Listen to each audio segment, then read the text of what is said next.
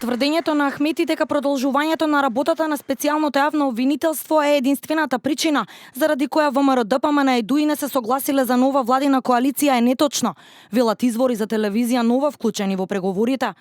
Лидерот на ДУИ вчера во интервју за тетовската телевизија Арт изјави дека тие се залагале сите партии да го прифатат СЈО, а ВМРО-ДПМН тоа не го направило и тоа било главната пречка во преговорите. Според нашите информации, вистинската причина за неуспехот во преговорите сепак било барањето за уставно изедначување на албанскиот со македонскиот јазик, на што било потрошено и 90% од времето на преговорите. Освен ова, отворено било и прашањето за пописот, односно начинот на негово спроведување, зашто исто така не се постигнала согласност. Во меѓувреме во јавноста се отворија и прашања за причините кои стојат за одлуката на ДУИ да не прифати коалиција со ВМРО-ДПМН. Дневник вчера објави дека стравот на ДУИ, дека ако влезе во владина коалиција со ВМРО-ДПМН ќе ги загуби локалните избори во мај, била втората главна причина по двојазичноста и пописот, зошто не се случи договорот за состав на влада меѓу победничките партии.